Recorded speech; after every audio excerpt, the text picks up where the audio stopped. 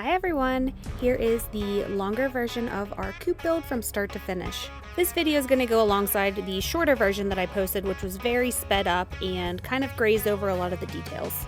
We built our first chicken coop in 2019, and as we've lived with it over the years, there's a lot of things that we like about it, a lot of things that we don't like about it, and those things that we don't like, we plan to change with this coop.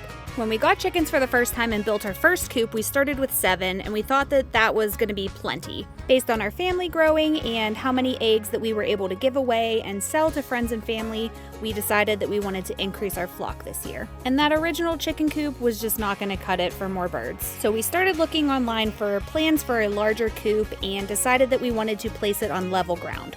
Our old coop is on a slope, and because we had to dig the hillside out to place it and get it flat, there is a little bit of the dirt caving in on the backside, which could lead to vulnerability for predators. We've had to keep reinforcing it, and we do have wire down there so nothing can dig under, but it's just a little bit too much of a liability, and we didn't want to take the chance by just removing that coop and placing a new one where that was. The next thing that was really important to us was having a coop that we could walk into.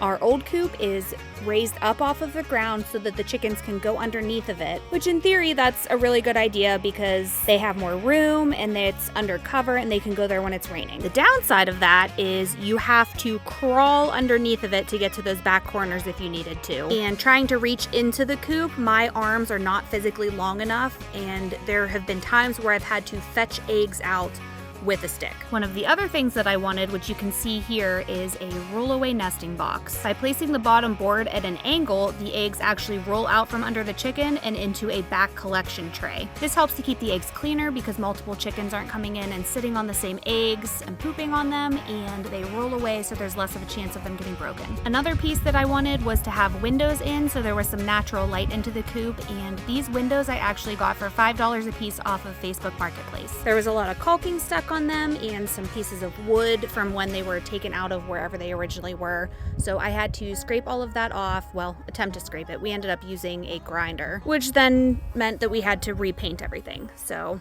it was a little bit of a process, but for $10 total, it was completely worth it for us. They're going to need reinforced before we can leave them open all the time, but we open them during the day for them and close them at night so that they're safe from predators. Once all the bones were together, we started putting T111 on the outside and working on the run.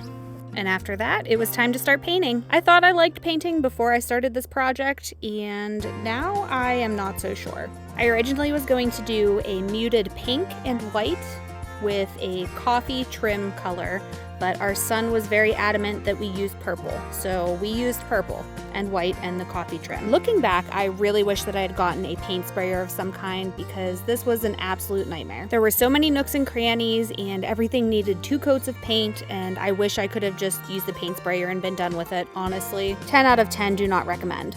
For the door going out to the run, I knew that I wanted some kind of automatic chicken door. This one here was very graciously gifted to us by Run Chicken. This is not sponsored, but we have had absolutely no issue with it. It was very easy to install and has been working great for our girls. That being said, we didn't want to just put this into the side of the coop. We wanted to have a backup so that we could open and close it manually as well. So we built a door and then attached the automatic door to that door. Now that this new coop was going to be a walk-in coop, I wanted to have some form of droppings tray underneath of our roosts. I knew that we wanted to use construction sand for our floor, and so I wanted to put sand in this droppings tray as well so that we could spot clean that without having to clean the entire coop. You tend to get the most buildup of poop underneath the roost just because they spend a long portion of time over that particular area.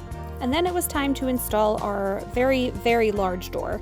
We wanted to make it wide enough so that we could fit an entire wheelbarrow in if we needed to. And while Corey was working on this, I started painting the inside.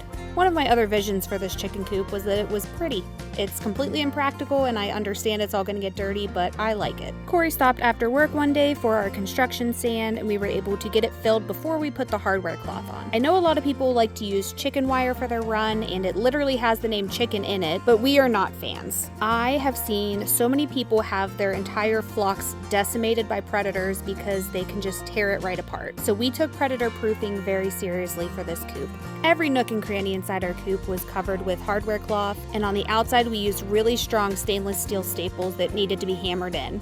I made a shorter video on this and got a lot of criticism saying things could just pull the staples out that we used on the inside, but trust me, I've tested it all and it is not going anywhere. We also installed some solar lights. There's this one above the door, and then we have 2 on the run. And these are both aesthetic and to help deter predators as well. Once all the predator proofing was done, we were able to move our girls in and work on some finishing details. We stained and applied trim around the windows, doors, and on the corners. And then I also started on some enrichment for our girls. I made and installed a swing in the run for them, and then hung up some mirrors for them to look at. Fun fact about chickens is they love mirrors. While there's still some more decorative details I want to do, the chicken coop is basically done. The girls are very happy to be in here and are loving their new coop.